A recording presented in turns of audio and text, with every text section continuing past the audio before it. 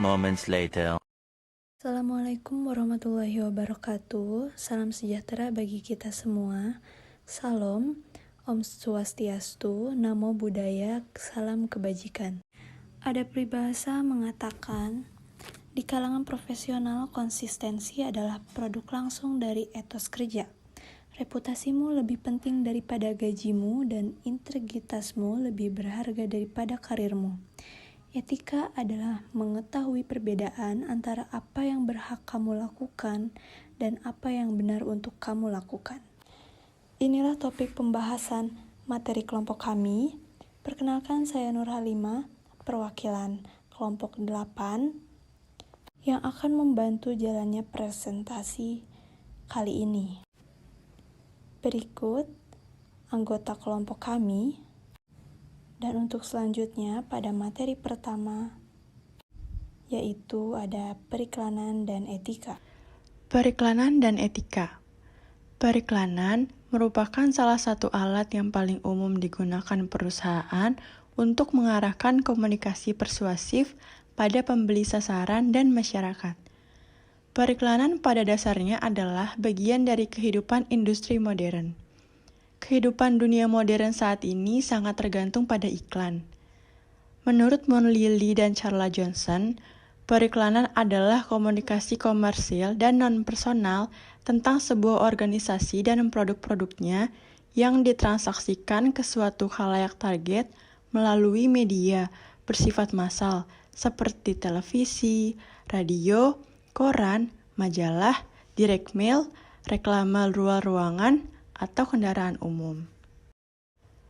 Adapun etika periklanan, yang pertama, periklanan yang etis adalah tentang kebenaran, keadilan, dan kesetaraan dalam penyampaian pesan dan pengalaman konsumen.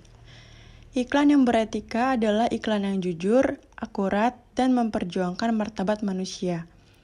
Yang kedua, etika periklanan Indonesia atau EPI yang menjadi rambu-rambu para praktisi komunikasi. Pemasaran mensyaratkan bahwa iklan dan pelaku periklanan harus berlaku jujur, benar, dan bertanggung jawab. Harus bersaing secara sehat, harus melindungi dan menghargai khalayak, serta tidak merendahkan agama, budaya, negara, dan golongan tertentu. Materi pertama dari periklanan dan etika yaitu fungsi periklanan.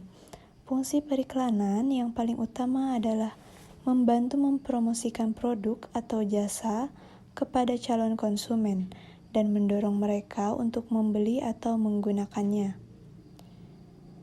Adapun fungsi-fungsi dari periklanan, menurut Anthony Carab 1958, antara lain yang pertama ada informing atau memberikan informasi.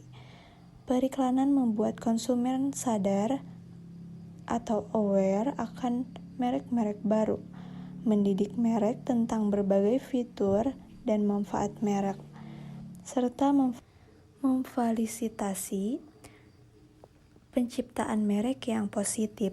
2. Persuading atau mempersuasi. Iklan yang efektif akan mampu mempersuasi atau membujuk pelanggan untuk mencoba produk dan jasa yang diiklankan. 3. Reminding atau mengingatkan.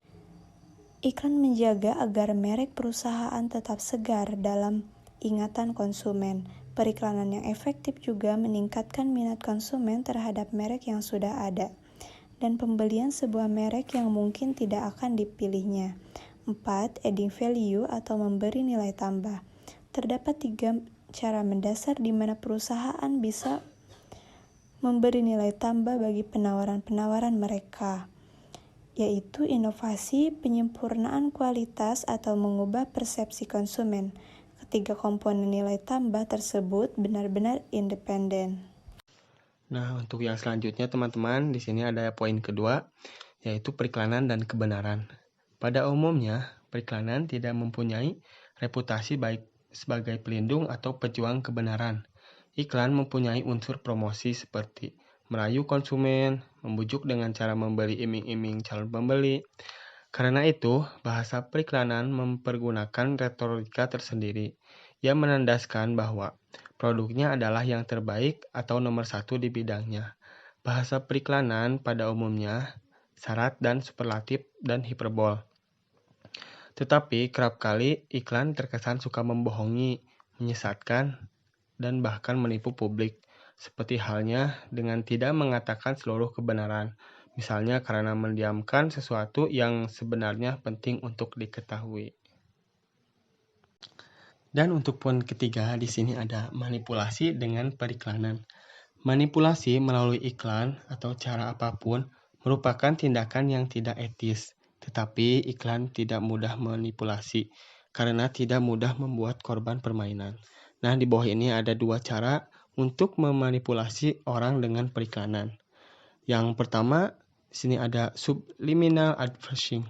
Maksudnya adalah teknik periklanan yang sekilas menyampaikan suatu pesan dengan begitu cepat sehingga tidak dipersepsikan dengan sadar, tapi tinggal di bawah ambang kesadaran. Teknik ini biasanya dipakai di bidang visual maupun audio. Teknik subliminal bisa sangat efektif. Contohnya dalam sebuah bioskop di New Jersey yang menyiapkan sebuah pesan subliminal dalam film yang isinya lapar makan popcorn. Dan konon waktu istirahat popcorn itu lebih jauh laris daripada biasanya. Dan kedua, di sini ada iklan yang ditunjukkan kepada anak.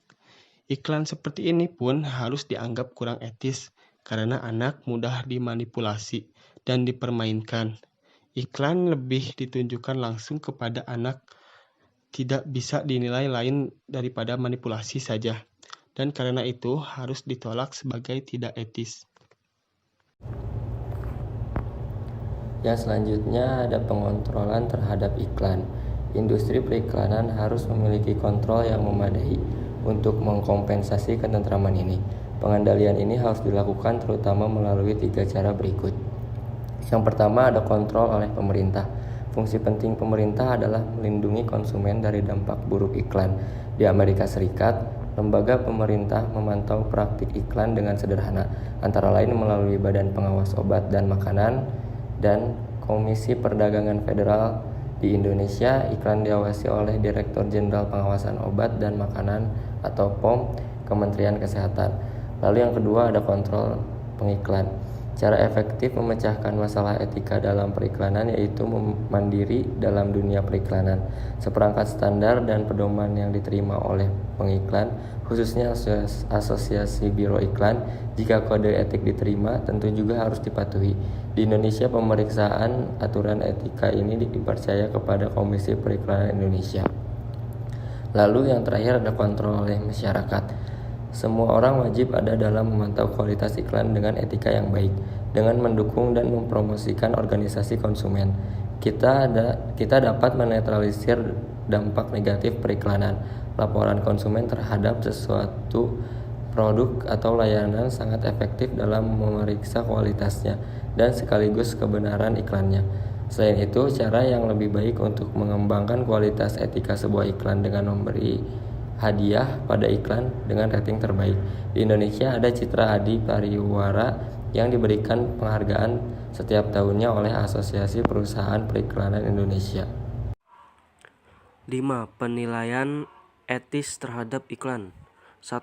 Maksud si pengiklan. Jika maksud si pengiklan tidak baik, dengan sendirinya moralitas iklan itu menjadi tidak baik juga. Jika maksud si pengiklan adalah membuat iklan yang menyesatkan, tentunya iklannya menjadi tidak etis. 2. Isi iklan. Menurut isinya, iklan harus benar dan tidak boleh mengandung unsur yang menyesatkan. Iklan menjadi tidak etis pula bila mendiamkan sesuatu yang sebenarnya penting. Namun demikian, kita tidak boleh melupakan bahwa iklan diadakan dalam rangka promosi.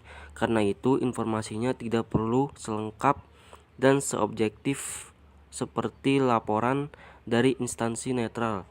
3. Keadaan publik yang tertuju. Yang dimengerti di sini dengan publik adalah orang dewasa yang normal dan mempunyai informasi cukup tentang produk atau jasa yang diiklankan.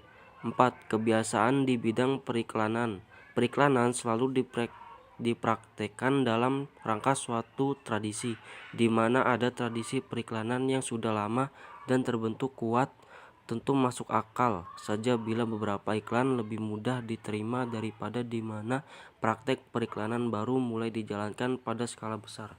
Jadi, kesimpulan dari periklanan dan etika yaitu untuk memperoleh pembahasan yang sistematis. Maka, si penulis perlu menyusun secara rinci pembahasan yang sedemikian rupa sehingga dapat menunjukkan hasil resume yang baik dan mudah untuk dipahami, yaitu sebagai berikut. Poin pertama, membahas tentang fungsi dari periklanan. Contoh dari fungsi periklanan itu sendiri diantaranya yaitu memberi informasi, membujuk pelanggan, mengingatkan atau meningkatkan kesadaran merek para konsumen. Yang terakhir yaitu memberi nilai tambahan. Poin kedua yaitu periklanan dan kebenaran. Memuat uraian tentang bagaimana iklan menjadi sebuah unsur untuk mempromosikan produk yang kita jual dan membuatnya bernilai di mata konsumen. Poin ketiga yaitu manipulasi dengan periklanan. Masalah dari manipulasi berkaitan dengan segi persuasif dari iklan, tapi tidak terlepas juga dari segi informatifnya. Poin keempat yaitu pengontrolan terhadap iklan. Karena kemungkinan dipermainkannya kebenaran dan terjadinya manipulasi merupakan hal rawan dalam bisnis periklanan, maka perlu adanya pengontrolan yang tepat yang dapat mengimbangi kerawanan tersebut. Contoh pengendaliannya adalah dengan kontrol pemerintah, kontrol para pengiklan, yang terakhir kontrol masyarakat. Poin kelima yaitu akhir dari materi pembahasan, yaitu menyinggung terkait penilaian etis terhadap iklan. Itu diantaranya maksud dari si pengiklan, isi iklan, keadaan publik yang tertuju, kebiasaan di bidang periklanan. Oke, dari diskusi tadi bisa disimpulkan penting bagi kita untuk memiliki etika, baik itu untuk diri sendiri maupun karir dan bisnismu. Dan tentu kita semua berharap agar kita bisa mengasah kemampuan ini secara terus-menerus. Sekian presentasi yang kami sampaikan, malu bertanya sesat di jalan, tetapi kami sedang tidak dalam perjalanan, jadi jangan bertanya. A few moments later. Terima kasih atas atensinya teman-teman. Saya Nur Halimah, sampai jumpa di diskusi selanjutnya.